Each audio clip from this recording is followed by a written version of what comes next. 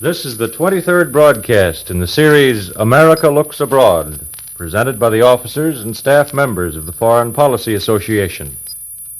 This nonpartisan organization, open to all who are interested in American foreign policy, offers accurate information on current world events.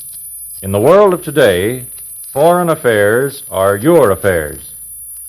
The struggle now raging in Norway may prove decisive for the future course of the European war, especially in its effect on the fate of the Low Countries and of the Balkans. Mrs. Vera Michelis-Dean, Director of Research Department of the Foreign Policy Association, will discuss War Spreads in Europe. Mrs. Dean. Good afternoon. At this moment, a struggle which may prove decisive for the future course of the European war is raging in Norway, where the Allies are at grips with the Germans on land, at sea, and in the air. The outcome of this struggle is bound to have far-reaching effects. If the Germans succeed in establishing air bases on the Norwegian coast, their bombing planes will be only 300 miles by air from the British naval base at Scapa Flow, and the Norwegian fjords would provide many submarine bases from which German U-boats could attack British shipping in the North Sea. The fate of Belgium and Holland also hangs on the outcome of the Norwegian conflict. If the Germans can use Norway as a base for attack on Britain, they may postpone their plans to invade the Low Countries. But if the Germans are repulsed in Scandinavia, they may try to break the deadlock on the Western Front by striking at their allies through Holland. On Friday, a state of siege was proclaimed in Holland. The Dutch thus hope to avoid the danger that pro-Nazi elements, which are said to have some support in the Dutch army, might help the Germans by acts of treachery, as was the case in Norway. If Holland is invaded by Germany, it will have the assistance of Belgium's well-trained army. And of course, a German invasion of the Low Countries would bring France and Britain to the aid of Belgium and Holland. For all these reasons, it would seem that Germany will invade the Low Countries only as a last resort. The outcome of the Norwegian conflict will also have a decisive effect on developments in the Balkans. A German victory in Scandinavia might frighten the Balkan countries into submitting to Germany before they, too, are brought under what the Nazis call protection. It might also cause the so-called non-belligerents, Italy and Russia, to enter the conflict, not so much for the purpose of aiding Germany against their allies as of achieving their own ambitions and forestalling German encroachments on their respective spheres of influence.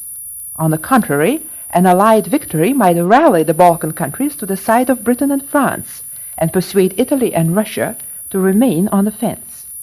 In the Balkans, as in Scandinavia, Germany and the Allies have been engaged in a tug-of-war to win control of neutral countries by propaganda, economic pressure, and threats of retaliation.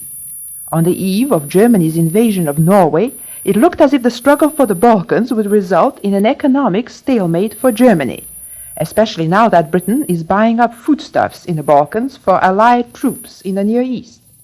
The countries of southeastern Europe have been increasingly reluctant to meet the Reich's demand for additional exports, partly because they do not want to alienate France and Britain, and partly because they themselves are afraid of shortages in case war spreads to the Balkans.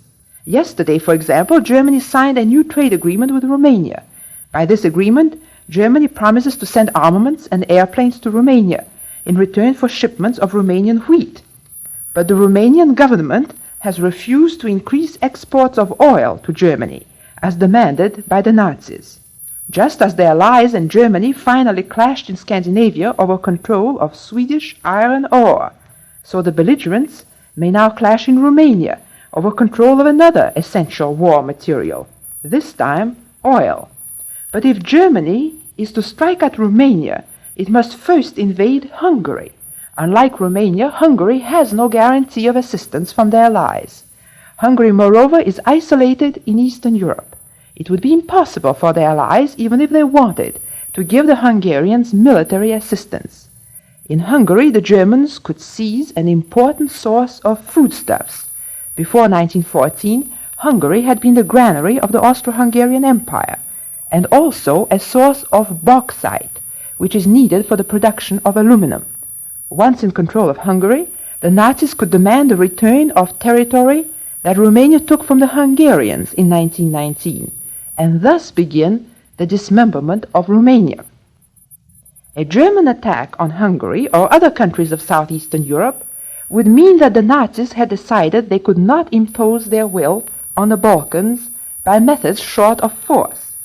That they are trying other methods before resorting to outright violence is shown by reports of feverish Nazi activities in Hungary, Romania, and Yugoslavia. In Romania, King Carol is continuing his efforts to establish a united political front. He has released members of the Iron Guard, previously banned for their pro-Nazi activities. In Yugoslavia, former Premier Stojadinovic, who had been known as a warm supporter of Germany and Italy, was arrested last Thursday on the charge that he had been plotting to overthrow the government with the aid of German Nazis. If pro-Nazi elements could succeed in Norway, where they formed an infinitesimal proportion of the population, and where social and political conflicts had been reduced to a minimum, you can imagine how much more effective they have been in countries like Hungary, Romania, and Yugoslavia, which chronically suffer from serious internal problems. To begin with, there are large German minorities in each of these countries, and these German minorities represent an advance guard of Nazi penetration. Then the economic problems generated by the World Depression have hit the Balkan countries severely, producing the same kind of discontent among the lower middle classes and students which made it possible for Hitler to seize power in Germany. The Balkan countries are also dependent economically on the German market. Add to this the fact that not one of the Balkan countries is really united internally, so that in Romania, for example, there is a constant struggle between Romanians, Hungarians, and Germans, while in Yugoslavia there is still a conflict between Serbs and Croats. When all these problems are taken into consideration, the wonder is not that Nazi propaganda has made headway in southeastern Europe, but that it has not proved more destructive. The course followed by the hard-pressed Balkan countries will depend ultimately not only on the relative pressures applied to them by Germany and their allies, but also on the attitude of Italy and Russia. Mussolini is now approaching the point where he may have to make the choice between the two belligerents, which he has so far carefully avoided. He prides himself on his independence. He insists that whatever his decision, it will be made without consideration for the wishes of either Germany or their allies. Germany, of course, hopes that Italy will enter the war at this juncture and divert the attention of their allies from the north to the Mediterranean and the Balkans. To encourage Italian action, Germany has hinted that at the end of this war, Britain's domination of the seas will be ended, that Britain will be ousted from Gibraltar and Suez, and that Italy will thus obtain unchallenged control of the Mediterranean, while Germany rules Central and Eastern Europe. The majority of Italians, however, have little sympathy for Germany. They still passionately hope to avoid war, even though many of them will welcome the breakup of the British Empire. Many Italians and even fascists also fear that a German victory in Europe would reduce Italy to the position of a vassal state, which would be forced to follow Germany's dictation. As a matter of fact, while Mussolini's policy has served the purposes of Hitler, it is neither pro-German nor pro-Ally. It is first and foremost pro-Italian. Mussolini apparently still hopes to achieve his ambitions without sacrificing either men or material by participation in the war. These ambitions include, first, special rights for Italians in Tunisia, in North Africa, over which France has a protectorate. Second, a free port in the French port of Djibouti on the Red Sea, which used to serve as the principal outlet for the trade of Ethiopia before that country was conquered by Italy. And third, a share in the control of the Suez Canal, which is operated by a private company, now controlled by French and British stockholders. The threats and warnings that have been coming from Rome since Germany's invasion of Norway may be intended to force concessions on these points from France and Britain. Should Italy, however, decide to strike at their allies, it could probably cut communications through the Mediterranean and effect a quick landing of considerable forces, either in Greece or Yugoslavia. Such a naval attack could be supported by a land attack from Albania, which Italy conquered in 1939. If this move succeeds, the Allied forces now massed in the Near East would find it difficult to obtain supplies of men and material from the West, but they would still remain in communication with the French and British empires further east. I doubt that Italy would take the risk of concentrating its fleet in the eastern Mediterranean. Such a move would leave its west coast exposed to Allied attack. France might then deliver blows by land and air on Italy's vital industries, which are concentrated in the north.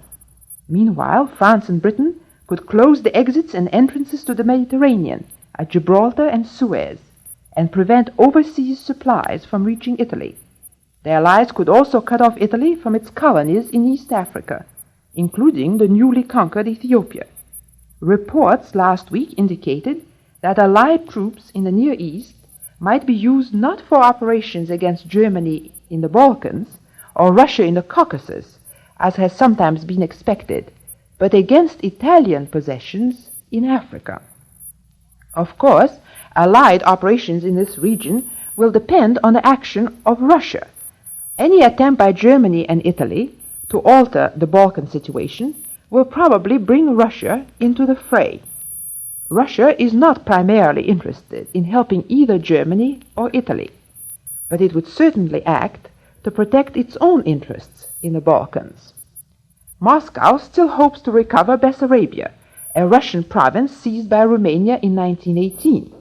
It is also concerned with the fate of the Slav countries in the Balkans, Yugoslavia and Bulgaria.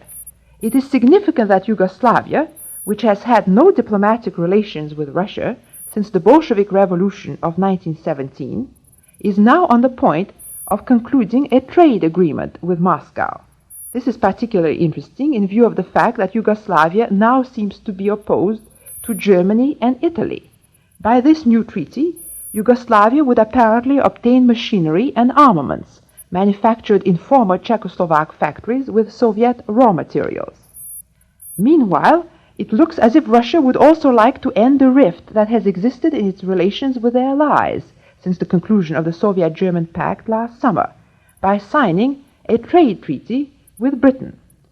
This may seem paradoxical, but a determined effort by the Allies to defeat Germany might remove Moscow's fear that the Allies were merely encouraging Hitler to destroy the Soviet Union.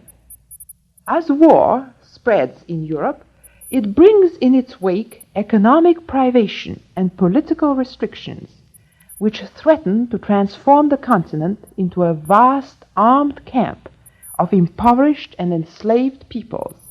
And as war spreads, the hope of neutral countries that they might escape the horrors of the conflict become increasingly dim. Much as the neutrals hate war, they now realize that on the outcome of this conflict depends not only the fate of their allies and Germany, but their own fate as well. It can only be hoped, in the dark hours through which we are passing, that out of this new realization of the need for solidarity in the tasks of war may emerge the determination to achieve solidarity in the tasks of peace. Ladies and gentlemen, Mrs. Vera Michelis-Dean, Director of the Research Department of the Foreign Policy Association, was today's speaker in the America Looks Abroad series. If you would like a free copy of this talk, send your request to the Foreign Policy Association, 8 West 40th Street, New York. We shall repeat that address. Send your request to the Foreign Policy Association, 8 West 40th Street, New York City. We invite you to tune in again next Sunday to hear another speaker in the America Looks Abroad series. This is the National Broadcasting Company, RCA Building, Radio City, New York.